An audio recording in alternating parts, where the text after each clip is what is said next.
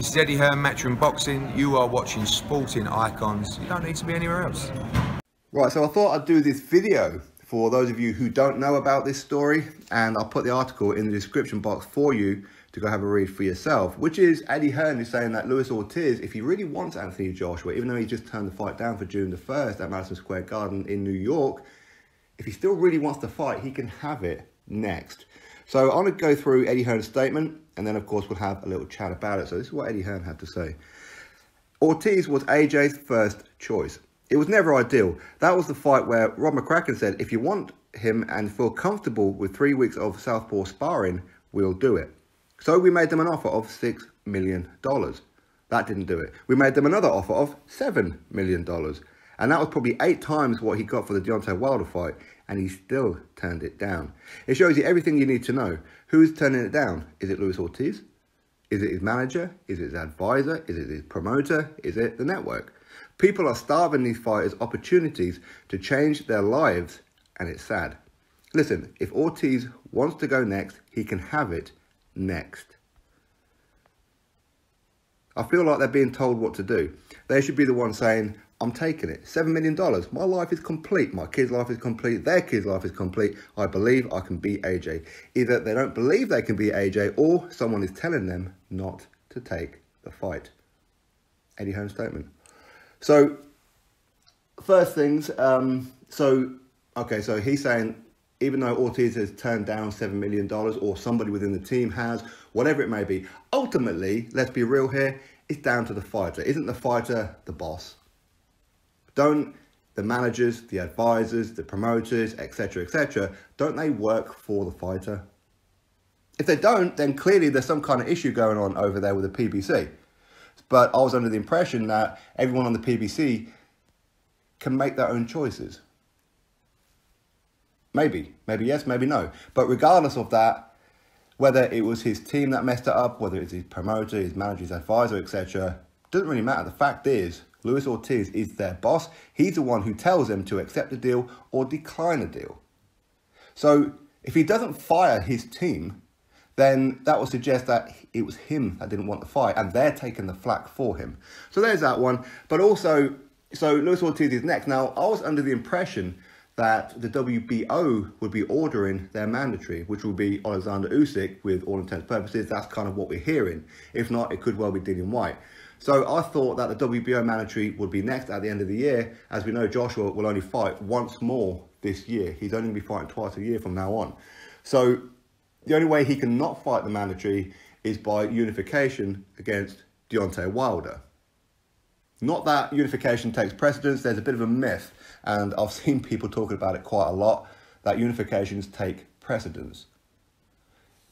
They do from a certain point of view, but you still need the permission from all the sanctioning bodies. Now, they are likely to give it, that's for sure.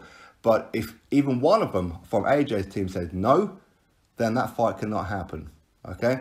So while unification should take precedence, it doesn't always, but anyway, you get my point. Now, the thing is, if that's true, how's he going to fight Luis Ortiz? So maybe somewhere along the lines, I'm wrong, okay? Maybe I misheard about the WBO situation with Alexander Usyk being next, etc. So maybe it's not going to be called next, or so maybe it will be called next, as in they will have an official mandatory, but Josh doesn't have to fight that mandatory next. Maybe that's the bit that I misunderstood, potentially.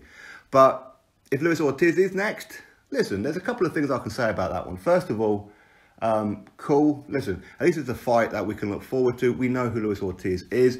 He is older than Alexander Povetkin, so everybody who says that Alexander Povetkin was old and past it, blah, blah, blah, when Joshua beat him, just because Joshua beat him, clearly the haters were out in full force. Povetkin is younger than Luis Ortiz. Povetkin is a former world champion, former Olympic gold medalist, all the things that Luis Ortiz never was. The only difference between them, from stylistically in some ways, I think Povetkin is more skillful and hits harder, but it's the fact that Luis Ortiz is southpaw, okay? But as we know, the PBC, Deontay Wilder's confirmed it, Luis Ortiz's team confirmed it, is that Ortiz has been guaranteed a fight with Deontay Wilder next, after Deontay Wilder fights Dominic Breazeale this weekend. So if he's got the option, do you fight Wilder in a rematch, or do you fight Anthony Joshua? Which one do you take? I would imagine that the people within his team, because it does seem that the PBC want all their fights in-house. They don't want their fighters going outside. You could argue about Andy Ruiz. He's a PBC fighter, but he's only just joined the PBC. And Andy Ruiz Jr., listen, he does what he wants, okay? He will never, ever allow Al Heyman or anybody tell him, you ain't fighting so-and-so. If there's an opportunity, he's doing it, okay? So big up to Andy Ruiz Jr. But Luis Ortiz, he's been on the PBC long enough now. Has he been brainwashed? Don't know. Is it his team that's working against him to satisfy Al Heyman to put him in a fight with Wilder? So is he going to fight Wilder again for another 500 grand, or is he going to fight Joshua for 7 million? Potentially more even, who knows? Now, Eddie Hearn says that Luis Ortiz turned down 8 times more money than what he made against Deontay Wilder. Well, actually, he didn't. He turned down 14 times more money than what he got for Deontay Wilder. He made 500 grand. That was public, that was. So he turned down 14 times. So here's the option. Do you fight AJ for 3 belts plus the IBO as well? Or do you fight Wilder in a rematch? I can understand him taking Wilder, which is why he wanted Wilder to start with, when he could have fought AJ a little while ago when he's a WBA mandatory. All he had to do was wait for Joshua to fulfill his IBF mandatory, which was Pulev, then got switched to Carlos Takam, then he was next. He wasn't willing to wait, and he went and signed a fight with Deontay Wilder. Subsequently failed the PED test, didn't he? So from that point of view, he did ruin the chance to fight Joshua. And it wasn't Joshua who turned it down. He just had to fight his IBF mandatory because he was already IBF champion before he got the WBA title. Okay. Now, so that didn't quite go to plan for Luis Ortiz. So he eventually did fight Wilder and he lost. Okay, so from that point of view, he may want Wilder again because quite clearly, first time around, he's seen Wilder as an easier option, as an easier fight. Go fight Wilder. He's floored to hell. Get that title, then go for undisputed against Joshua. Get a hell of a lot more money, right?